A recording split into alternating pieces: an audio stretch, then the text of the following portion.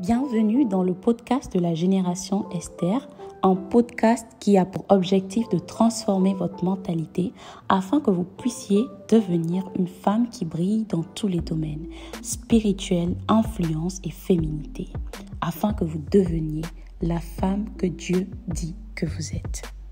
Parfois, tu te réveilles le matin et tu te sens submergée. Tu n'as même pas encore commencé par travailler, tu n'as pas commencé à faire quoi que ce soit, mais tu te sens déjà submergée parce que déjà, tu ne sais pas ce que tu vas faire de ta journée et dans ta tête, c'est comme si tu as un tas de choses à faire en même temps.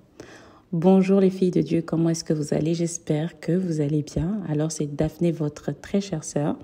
Donc aujourd'hui, nous allons parler de comment planifier. Je vais vous donner certains conseils. Donc, nous avons vu une première partie la fois passée où j'ai parlé de l'importance de planifier à l'avance. Et nous avons pris l'exemple de la femme du Proverbe 31 qui est une femme qui arrive à réaliser beaucoup de choses parce que justement, c'est une femme qui planifie. Donc, les conseils que je vais vous donner, ce sont des conseils que dans ma vie personnelle que j'ai expérimenté.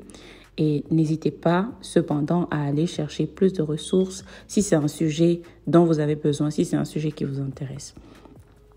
Donc, le premier conseil pour planifier va être, déjà, tu dois savoir ce que tu veux faire à l'avance.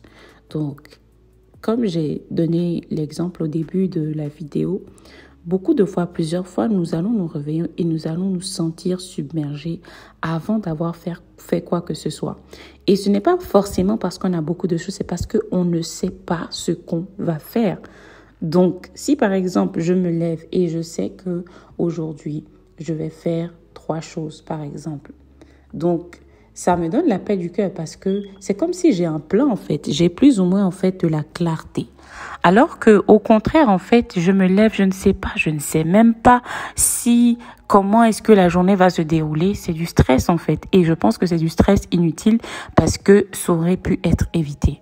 Donc, tu dois savoir, tu dois mettre sur papier à l'avance, sur écrit, que ce soit de manière digitale ou que ce soit de manière avec du papier, mais fais tout en fait pour avoir une liste, au moins une liste de choses que tu vas faire à l'avance. C'est-à-dire que avant qu'une journée ne commence, et j'ai vu une différence, les journées où je me réveille avec une liste de choses que je dois faire, en fait, ça se passe mieux parce que j'ai en fait devant moi, en fait, je sais plus ou moins en fait ce que je dois faire. Donc c'est très important.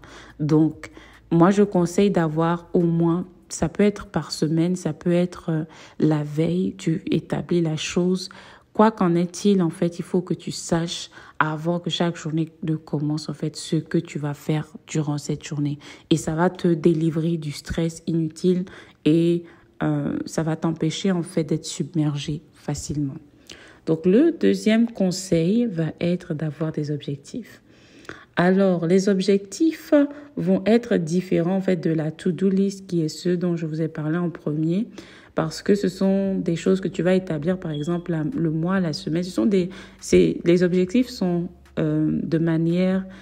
sont plus généraux en fait. Donc, souvent ça va être des grands objectifs. Par exemple, tu peux dire ok, cette semaine voici j'ai cet objectif-là.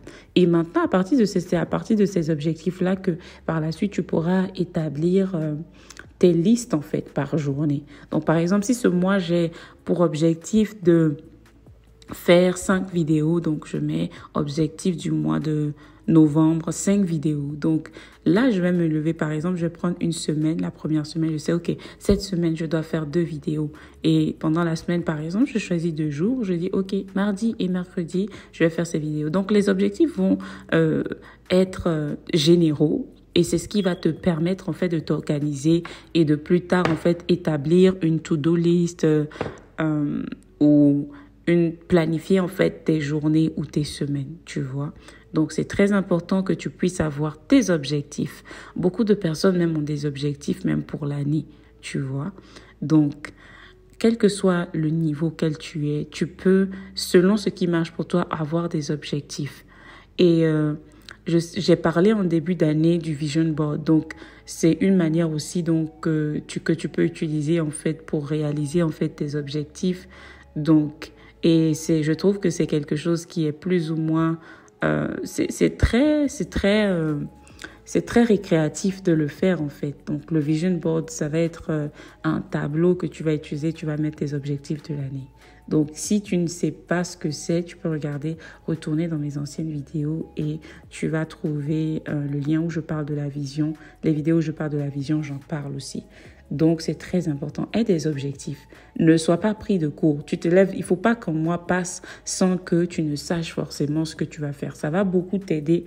Et comme j'ai dit personnellement, quand j'ai des objectifs, les mois où j'ai des objectifs, ce sont des mois où je vais facilement en fait savoir ce que je dois faire. Donc, le prochain conseil va être de ne pas essayer de tout faire en même temps.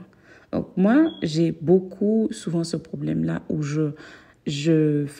j'essaie de faire plusieurs choses à la fois, mais j'en suis venue à réalisation que il est important de faire les choses petit à petit. Parce que lorsque tu essaies de tout faire en même temps, ça devient compliqué.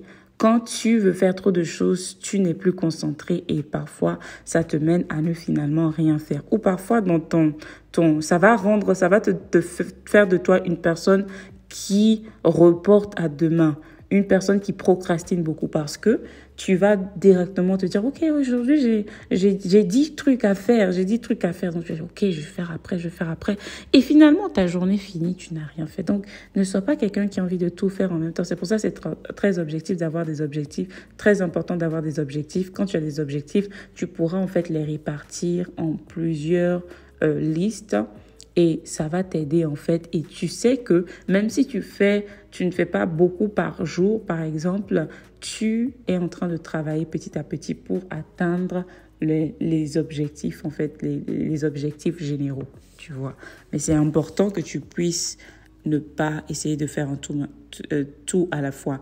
Et j'ai lu un livre, je me rappelle pas très bien du nom. Voilà, le livre en anglais s'appelle One Thing. Et c'est un livre en fait qui parle justement de cela. Et l'auteur recommande en fait d'avoir toujours une liste de 3 choses importantes qu'on veut faire pour la journée. Bref, vous pouvez aller regarder le livre si ça vous intéresse. Mais je pense que c'est très important de ne pas vouloir tout faire en même temps. Le prochain conseil, ça va être avoir un système de rappel. Alors, tu peux planifier et tout, mais parfois, nous oublions facilement. Donc, c'est très important que tu puisses avoir. Moi, personnellement, j'ai des alarmes dans mon téléphone que je mets avec souvent la liste des choses que je dois faire. Et ça m'aide en fait à ne pas en fait perdre de vue ce que j'ai prévu de faire. Donc, si tu sais que tu es quelqu'un qui oublie rapidement, ou même si tu n'es pas forcément quelqu'un qui oublie rapidement, c'est prouvé que quand tu as un rappel, en fait, tu as moins de probabilité de ne pas faire la chose parce que au cas où tu oublies, en fait, tu auras un rappel. Donc, c'est très important que tu puisses avoir des systèmes de rappel. Ça peut être l'alarme ou ça peut être quelque chose d'autre, mais quelque chose qui va te rappeler que, je dois faire ceci ou je dois faire cela. Ne compte pas seulement sur ta propre mémoire, mais mets autour de toi un système qui va t'aider à, du coup, faire ce que tu as prévu de faire. Tu vois, parce que rien ne sert de planifier si finalement tu ne suis pas le plan. Donc, la dernière chose et le dernier conseil, qui sera le conseil le plus important d'ailleurs, sera de demander de l'aide au Saint-Esprit. Donc, sur cette chaîne, dans tous les conseils que je vais vous donner, je vais toujours vous dire, demandez de l'aide du Saint-Esprit. Parce que, encore une fois, notre avantage, c'est d'être fille de Dieu et nous avons l'avantage d'avoir le Saint-Esprit pour nous aider. Donc, tu vas demander au Saint-Esprit de t'aider à être organisé. Personnellement, il y a des jours où je prévois faire beaucoup de choses et à cause de certains événements ou la manière dont la journée passe, j'arrive pas forcément à le faire. Mais je vois que quand je demande de l'aide au Saint-Esprit, ça se passe toujours bien en fait. Parce que le Saint-Esprit va s'assurer en fait qu'il puisse t'aider en fait. Il va justement t'aider. Et la force, là où tu es faible en fait, il va te donner la capacité en fait de devenir fort, de devenir forte. Donc c'est très important. Dans tout ce que tu vas faire, que tu aies des conseils, que tu aies la capacité, invite toujours le Saint-Esprit. Tu vas voir toute la différence. Et une dernière chose, il faut que tu saches qu'on est des êtres humains. Donc parfois, tu vas planifier et ça ne va pas forcément se passer de la manière dont tu as prévu. Mais ce n'est pas une raison pour devenir super découragé ou quoi que ce soit. Tu dois savoir qu'au-delà de tout ce que nous avons comme plan, en fait, nous sommes des êtres humains et il y a certaines choses sur lesquelles nous n'avons pas forcément le contrôle. Donc, ne stresse pas si tu n'arrives pas à exécuter tout ce que tu as planifié de faire.